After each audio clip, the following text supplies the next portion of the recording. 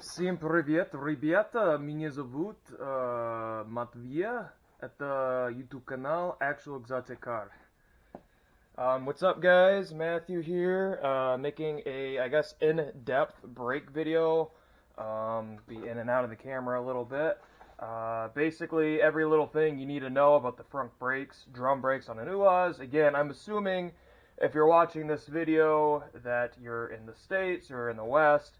If that is the case, you can only import an old one. I'm sure a lot of them don't have disc brakes as a result. And even if they do, disc brakes I think are simple enough. You might not really need a video on. Front drum brakes, especially mechanical drum brakes, are very odd. It took me a long time to figure out how to do the brakes on my Bukhanka, and I kind of want to make things a little bit simpler for, I guess, the English viewers, Western viewers watching this. So basically, I have a full brake plate right here. You can see everything I'm doing. I'm going to change the springs, the wheel cylinders, the shoes themselves. I'm going to do a quick little how-to on actually adjusting the brakes. And like I said, I have the entire backing plate here. Pretty simple. So the backing plate, I'll just get to where I got the parts first of all. Initially, I got a lot of my parts from Russia before, I guess, the sanctions hit. Now, there we go. These are some rear brake shoes that I got from Tarmac 4x4. I mentioned that in my How to Get Parts video, which I will link to this.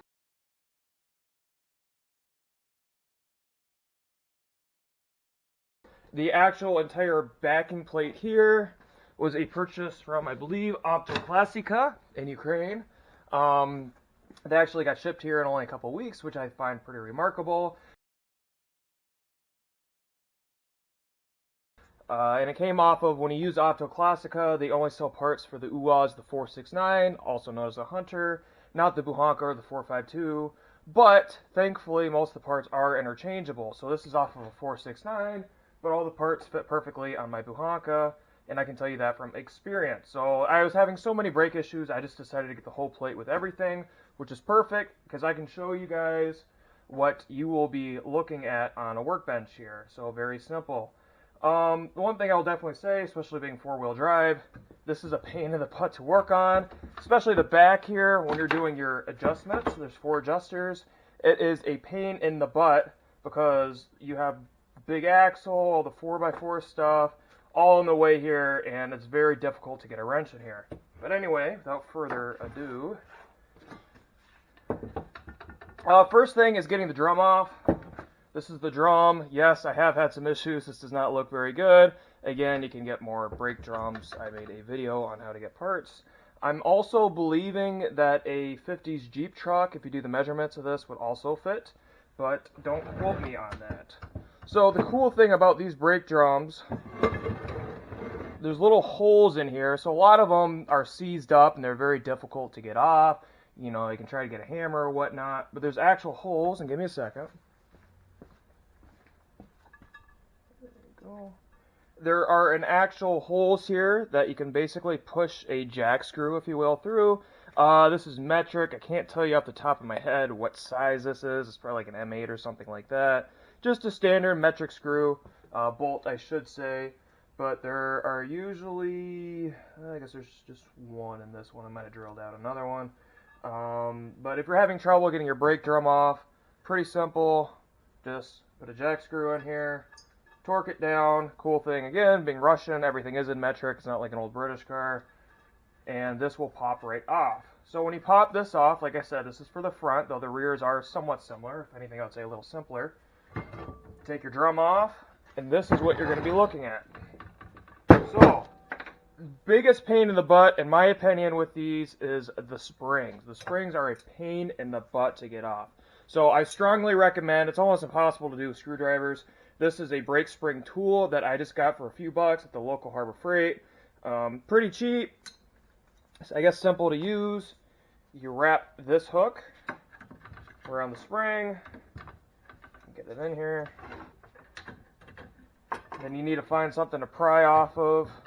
I might not have a good adjustment here. Give me a second. There we go. Usually I like to go for one of these studs here on the brake shoe.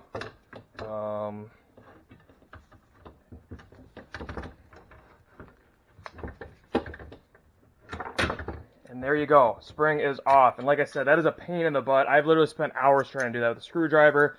Save yourself the time. I don't know what this costs, like $5 or whatever. Like I said, it's just a brake shoe spring, drum brake spring removal or whatever. Local Harbor Freight. You don't need to get an expensive one. And that's how you get the shoes off. Now this is how the shoes come off, right? So you have your two shoes, and if you'll notice, compared to a normal car, we have two wheel cylinders here. And I will say, these do go bad fairly often. I had brand new wheel cylinder completely lock up on me. If you're wondering why I have a lot of this brake damage, why I've done so much on brakes. New parts on UAZs, unfortunately, are not the most reliable. So I would definitely keep some spares of these. That's kind of why I kept this entire thing. Like this itself, literally came from Russia. Like a legit part, and it got stuck on me. Now, when you look at your box here, everything's in Russian. You can also get these from Tarmont 4x4 if you need to get them for the UAZ. These are your front wheel cylinders. I also have a rear one. The rear brakes only have one. This is what they look like, and again, this is a GAZ part. The UAZ, a lot of it was based on the GAZ, but this is a legit Russian part. And that's what the rear looks like. So, without further ado,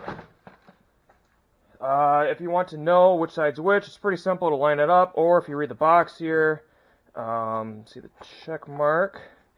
Levy in Russian, that means left. Pravy means right. So this is Levy, left. That means it's your left side.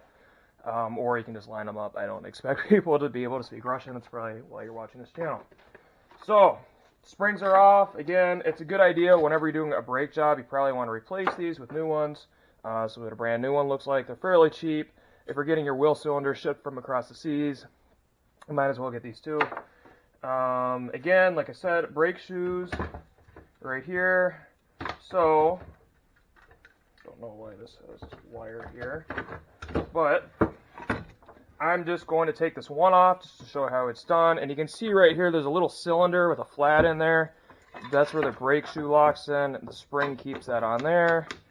If you want to pop this off, on the rear here there's a stud with a nut around it. Sometimes these can be pretty tight. I would recommend getting a pair of needle nose, preferably a pair of vice grips. Put one on the stud, take a wrench. I think this is like an M17 or an M18 or something. I just have an adjustable. Break it loose. Take this entire thing off, this entire stud. So, there we go. There's a nut. Then you got a lock washer. We're going to pop this out. This is also why I brought a hammer. Sometimes these are pretty tight. Get it off. There we go. So now, what's going to happen is your entire brake shoe, there it is, just pops off like that. Now, if you look on the other one here, I'm going to leave this on just for demonstration purposes. We have two wheel cylinders, and we have a line that connects the two. So if you want to take the entire wheel cylinder off, you got to pop this off. That just comes apart, and then it'll come off like this. As you can see, there's threads in here, and that's just a bolt that keeps it on. Changing it out, pretty simple. Just plop the new one in. Make sure it's facing the right side. Make sure you have everything locked in. There's also a bleeder screw right here. That's a bleeder screw. Just crack it a little bit. It's just a normal bleeder screw. I'm not going to show you how to bleed the brakes. There's a billion videos on there on how to do that. I will recommend, though, since this is kind of an oddball and we have two wheel cylinders, therefore we have two bleeder screws. My recommendation, bleed the front one first, bleed the rear one second. I would also wait to adjusting the brakes after you bleed them. And yes, that's right, we have to adjust the brakes. There's no like auto spring here like with newer drum brakes. Unfortunately, everything's manual, which is sort of a pain in the butt. So all the Russian videos that I've seen, they love their anti-seize. So a lot of them, they will cake the anti-seize in the wheel cylinders here. They'll put anti-seize right here on the adjusters. They'll put anti-seize here. Right here they'll put anti-seize. Right here they'll coat this with anti-seize. Don't know if you necessarily need to do that. It's just all the Russian videos I've seen, that is what they do. So hence, that is why this is like caked with old anti-seize. And I think this was the one that went out on me. So I'll pop that boot back on there. And there you go. So that's how you change your brake shoe. That's how you change your wheel cylinder. I'll just leave this off. Next part is the adjustment. So let's say you have a leaking wheel cylinder, which I have had. Your brake shoe you need to replace. Whatever reason, you're completely 100% out of adjustment. And I did make an article on my blog, UAZ America, on how to do a quick adjustment. This is how to do the entire full adjustment. So there's 4 adjusting screws here. Alright, and this is the backing plate. So there's 4 adjusting screws here. There's these 2 on the side, and then you got one right here when we pulled off that cylinder, and there was the stud with the nut, and each cylinder has one of those. The difference between doing a full adjustment and doing a quick adjustment is pretty simple.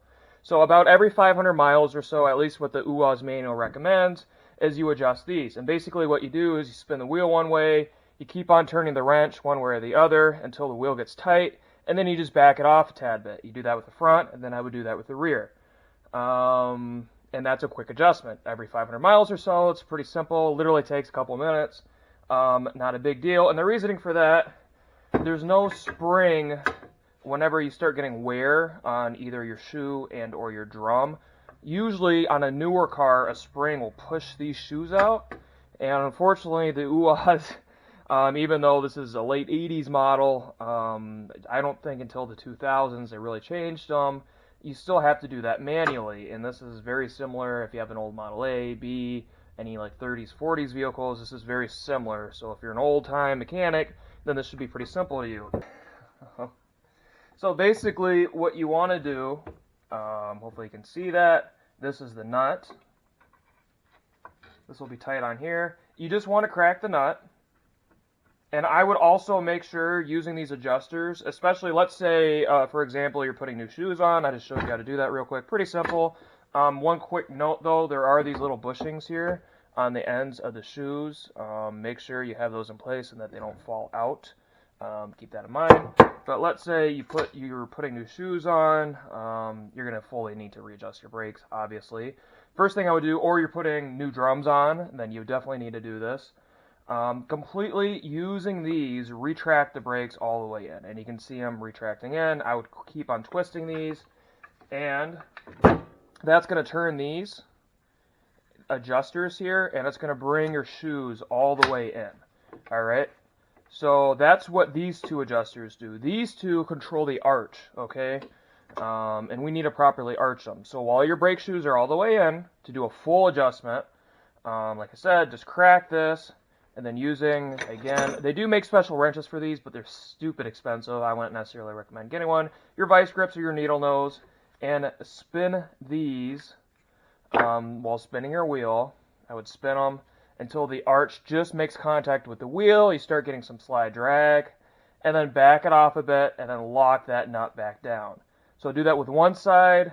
Again, do that with the other side as well. Once you do that, it's pretty simple from there. You already done your arch. Now all you gotta do is basically a simple adjustment. Like I said, you should be doing this every 500 miles or so anyway.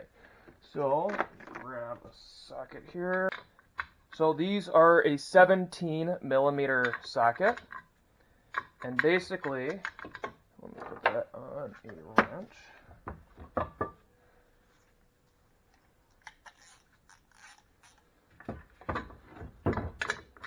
You're going to want to turn these, and you'll literally see as I'm turning it without the shoe on, you can see that turning in there,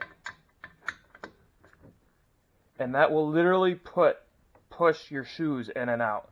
So now that you have the arch adjusted, your shoes are already all the way in, you just bought new ones, or you had to get a new drum, or you got your drum resurfaced, so on and so forth. You need new wheel cylinders, one of them was leaking.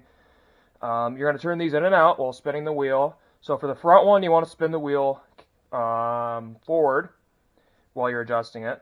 And you want to do just the opposite with the rear one. You want to spin it backwards while you're adjusting it. These will turn, And once the wheel itself stops turning, give it a crack or so. I would go, geez, I don't know, half turn, about a turn, just enough where you get some slight play on the wheel while you're spinning it, and then I would stop. You're good.